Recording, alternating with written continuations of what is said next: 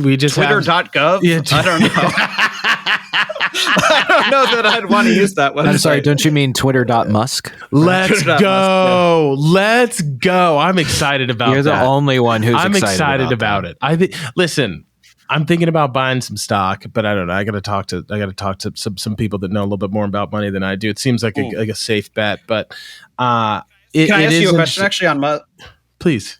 On Musk. So I understand why people are excited about Musk, and I really genuinely hope that if that's the way forward, it's not a done deal yet, but if he owns it, I really hope that some of these issues go away from Twitter and maybe that other ones follow. Yeah.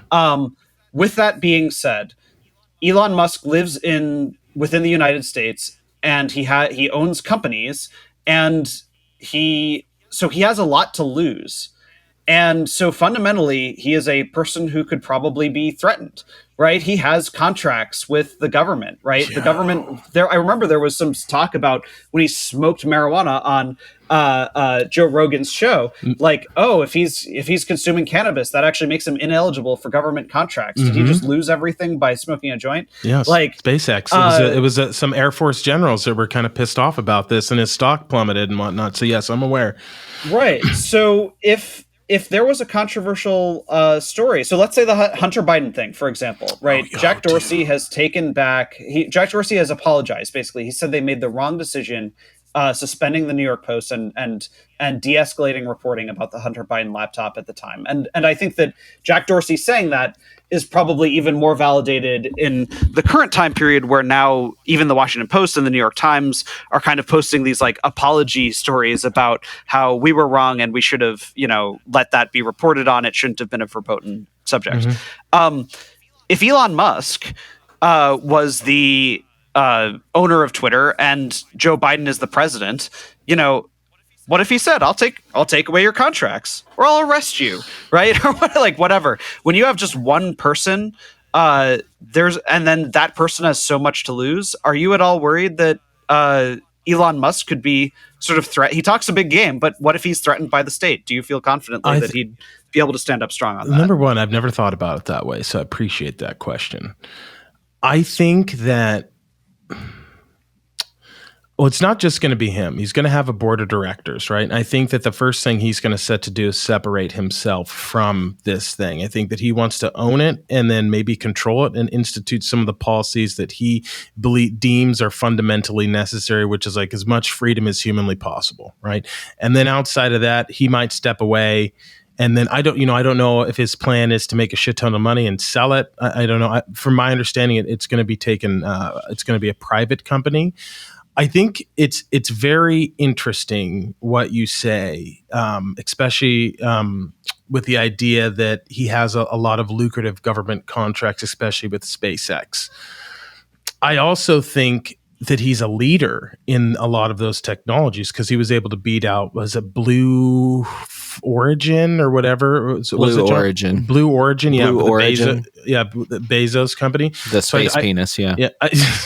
I think that we are in the Twitterverse, right? Which I'm not really that active on.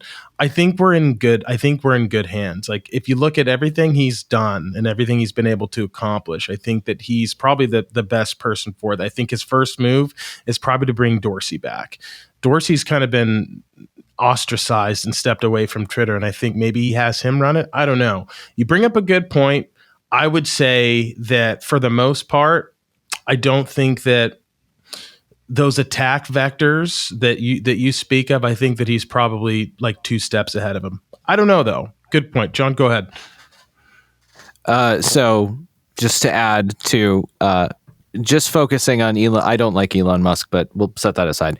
Just on this issue, to echo what Ford was saying, my issue, what weirds me out about it is that you have a situation where you have essentially an oligarch controlling what has become the public square.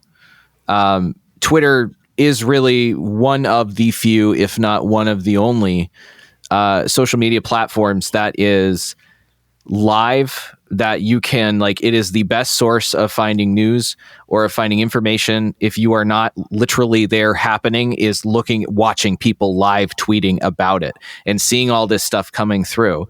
And having that kind of powerful platform threatened by someone who has a history of having thin skin and retaliating in like ways that are not possible for the average person against journalists, critics, etc., that scares me. Just because he's kind of an erratic guy. But time out. Can you please cite some examples of him attacking? Yeah, I'll put in the show notes, but I know off the top of my head, I know that there was a former Tesla employee who started a YouTube channel that after he had complained internally about safety issues, like the whole thing with the Teslas just spontaneously combusting, had posted critical reviews of the Tesla cars on YouTube while maintaining that there was no information that was trade secrets or anything. It was all publicly available information. Was fired by Tesla. There was an instance where there was a journalist who was writing. It was either a critique of Musk personally or of Tesla as a company. Was critical of them and actually had a pre-order for a Tesla car. Elon Musk personally went and canceled that pre-order without his knowledge, violating the contract that he signed while pre-ordering a car from his company. Those are the two that I can think of off the top of my head, but there's at least a few more that he floats that line between eccentric genius and eccentric villain. That is just it freaks me out that somebody so, for lack of a better word, unstable or unpredictable has so much power to control something so vital. I don't know if it's fair that you can call him like unstable and unpredictable. Like he's very unpredictable. And also, time out real quick. What's the point of having fuck you money if you never get to say fuck you? I mean, true, that is essentially what he did. He just said, "You know what? I'm the richest man on the planet, or one of two. Technically, depends probably not. Probably not. Yeah. There's definitely some in Saudi reality, not. It's all value. Wealthy. It's all valuation. He has almost all of his assets are all just hypothetical. I'm also, one of my nicknames is the Agent of Chaos, so I like it. I like it. I want to see what happens. I think that if anything, it's going to get better. I really do. I mean, in terms though, like Ford was saying, traditionally, free speech is an issue that falls on the left of center, and also it's generally the state that's trespassing against people. We're in a system now that no one could account for in previous history, that corporations are essentially the state, especially when they are that big. When you have Twitter that's arguably bigger and more important now than, say, Ma Bell was 100 years ago, or you have YouTube and Google and Facebook that control how much, I mean, you would know, Ford, how much of your stuff do you get through Facebook links and through just people sharing stories? It's a massive vector that it's too dangerous to have that controlled by unaccountable singular parties. It's something that needs to be like regulated as a platform and as not as a, what do they fight because they don't want to be regulated as a platform. They want versus to be publisher, a publisher. Which yes, is mostly not a meaningful distinction in the context of Section 230. It's just who wrote the thing, right? All you're a platform when somebody else wrote the thing that's on it, and you're a publisher when when Twitter tweets as Twitter, they're accountable to that. When I tweet, Twitter can't be sued for what I tweeted. Yeah. And so it's important to have these platforms be open, because you'll run into a circumstance where, instead of you have, the government trying to shut down a newspaper, you have just a social media account, like everything that's happened to you on YouTube. They don't like it, whether it's personal or it's just an algorithm. It's too volatile. But that's what Musk is trying to change. I mean, don't you think it's kind of fucking ridiculous that Putin's on Twitter and Trump's not? I mean, yeah. I mean, I do. we got to put him but back I don't think anything changes if you put Trump back on, except you just get more entertainment. It did, but I'm saying they shouldn't have. I don't think they should have kicked him off. Like I think that Right. Elon having that. I think that dumb shit like that is going to stop. I think it's going to get a lot better.